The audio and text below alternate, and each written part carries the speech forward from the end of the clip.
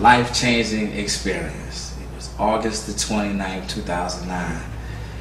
Throughout my life, I was involved in a lot of clubs, running clubs and doing music on the side, whatever was gonna make me money. But music was always my love.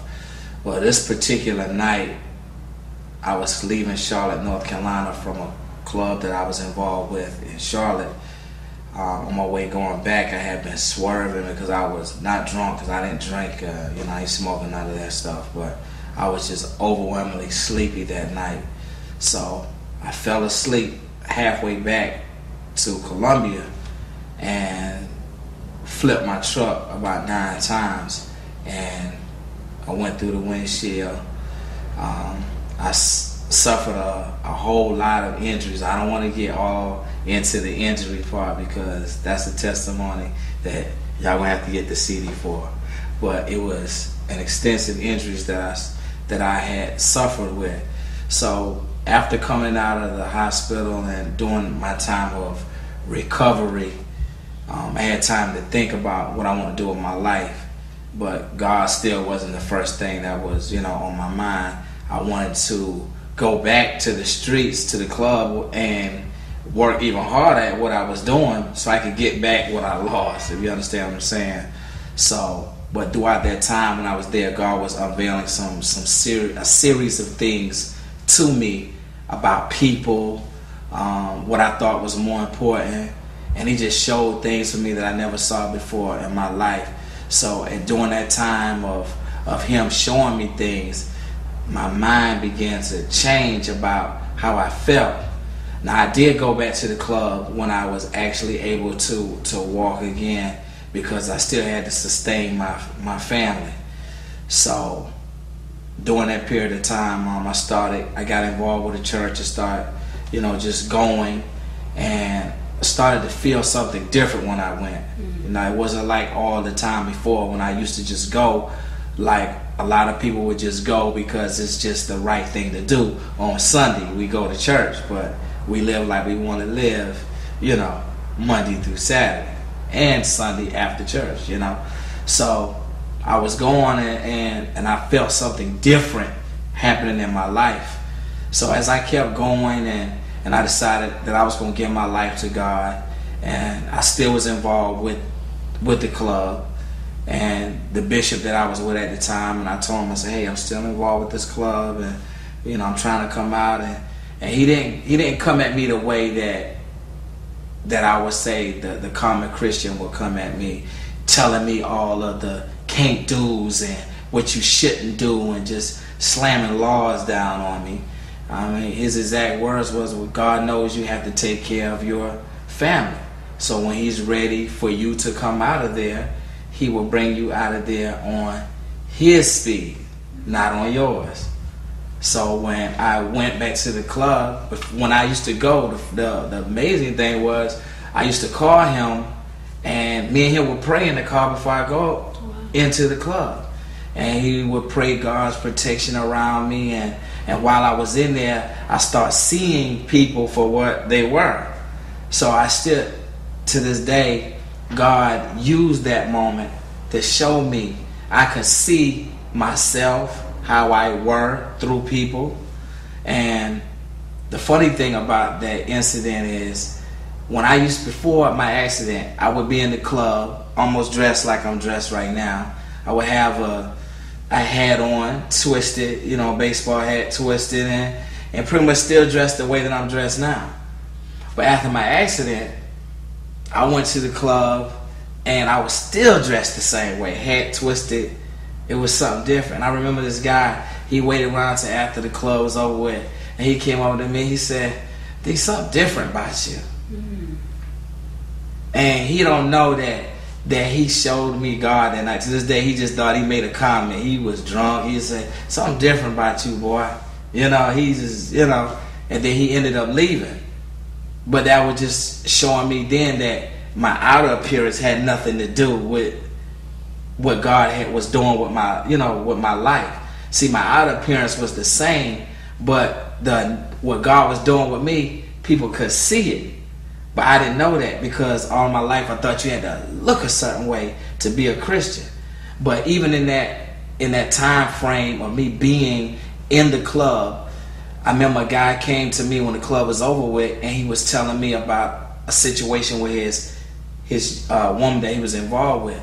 So I started talking with him and sharing some things with him, and I was inviting him. I said, well, you should come to Bible study, with me.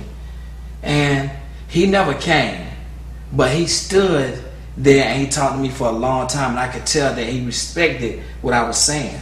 Now, he respected me on the other side too, because I would play people music and I would do this and that. But he had a different respect for me. So he would call me, he would send me messages and asking my opinion about things. And that's when I realized that God can use people for his glory anywhere.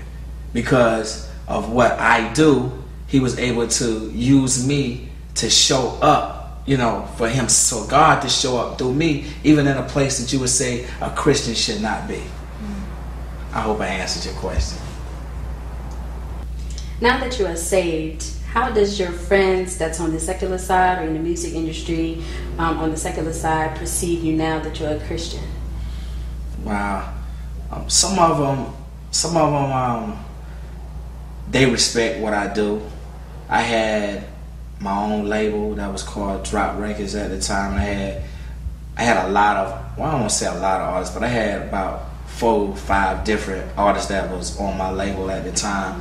And when I decided to go gospel, they respected what I was doing, and I was like, hey, I want y'all to be a part of this album that I'm doing. But that part just didn't work out, because I realized that even in the world, people don't want to even be associated or affiliate themselves with the gospel if they know they're not being real with it. So I think that some of them had a problem with doing gospel if that's not where their heart was at, or they wasn't saved. You know what I'm saying? They didn't have a complete understanding of the situation. So I didn't force them, to be a part. But as far as like being friends, a lot of them, once I got saved, my first thing was, once I experienced the joy that comes with being saved, when you finally commit and you get this joy that you can't, it's hard to explain. I wanted to share it with everybody. So I was like, come on, the water is warm. I wanted them to come be a part of it.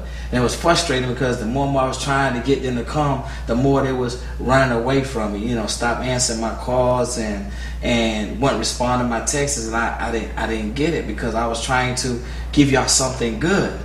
But then my bishop at the time, he told me, he said, look, I know you want to get people saved. You're a little overzealous and happy because of what God is doing with you. But it's going to be hard to save the people that have front row seats to your past, if you understand what I'm saying.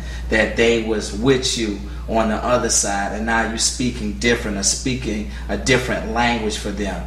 He said, see, God has saved you to bring you out of that. He has somebody that he's going to use to get their attention. But he has a whole different audience that he's going to use you to get their attention. But don't worry about those people. You continue to do what God has called you to do. And then, by example, if they decide that, hey, I want to come see you and find out some more about this God that you serve, then let it be that. But if you have already spoken to them and they don't want to receive what you're saying, then just keep moving. What would you say to the naysayers who doesn't think that you're real and what you're doing and how you're living? Sorry. I won't say anything. You see, my past made my present. I have nothing to explain.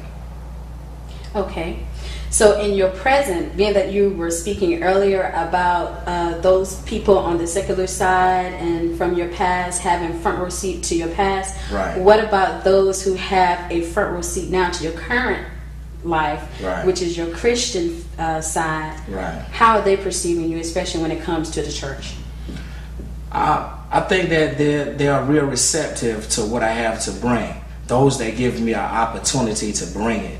Now, anyone that sits from afar and look at me, I mean, when you look at me, I don't look like your average Christian. What most of the world consider a Christian is supposed to look like.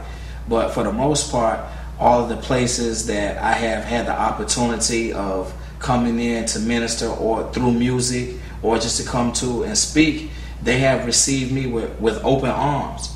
Because usually what happens when I go to one church, when God opens the door for one church, it's usually somebody at that event that don't go to that church. Mm-hmm. So when they see the hands of God move, and when they see God move through me, they're inspired to try to get me to come to their church. So that's how God has really been, working it for me in that aspect. Now that you're being known on the Christian side, and a lot of people have been